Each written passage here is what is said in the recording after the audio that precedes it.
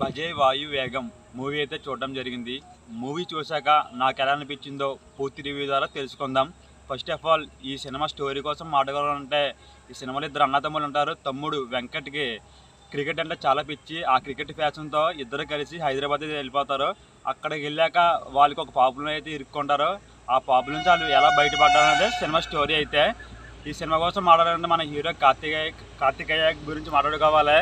Performance అయితే చాలా బాగుంది, చాలా బాగా చేశారు. ఆర్ఎక్స్ హండ్రెడ్ తర్వాత అంత మంచి సినిమాలు ఏం లేవు, కానీ ఈ సినిమా అయితే నాకైతే నచ్చింది. పర్ఫార్మెన్స్ అయితే చాలా బాగుంది. అలాగే హీరో అన్నీకని చేసిన అతను హ్యాపీ డేస్ సినిమాలో చేశాడు. చాలా రోజుల తర్వాత, చాలా సంవత్సరాల తర్వాత ఈ సినిమాలో యాడ్ చేయడం జరిగింది. అతను అయితే చాలా బాగా చేశారు. అలాగే ఫాదర్ కింద తనిఖీలు భరణి గారు చేశారు. అతని క్యారెక్టర్ కూడా చాలా ఎమోషనల్గా ఉంది.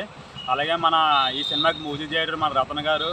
సాంగ్స్ అయితే అంతలా అనిపించలేదు నాకు. బ్యాక్గ్రౌండ్ మ్యూజిక్ అయితే కొంచెం బాగుంది. అలాగే సినిమా ఫోటోగ్రఫీ కూడా చాలా బాగుంది. విజువల్స్ కూడా మంచిగా ఉన్నాయనిపించింది. అలాగే సినిమా ఓవరాల్గా చెప్పాలంటే మరీ అంత బ్లాక్ బస్టర్ అని చెప్పలేను, కానీ పర్లేదు, ఒకసారి అయితే చూడొచ్చు అని అయితే నాకు అనిపించింది. ఎందుకంటే కార్తికేయ గారు చాలా రోజుల తర్వాత ఒక మంచి కంటెంట్ ఉన్న సినిమా అయితే తీశారు. అలాగే మన డైరెక్టర్ గారు కూడా ఇది కొత్త డైరెక్టర్ ఈ సినిమాకి.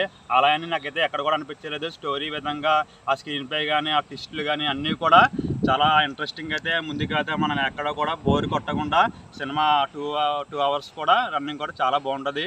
ఇది మన బజే వేగం మూవీ రివ్యూ అయితే. ఇలాంటి జెన్యూన్ రివ్యూస్ కోసం మన ఛానల్ సబ్స్క్రైబ్ చేసుకోండి. Thank you so much.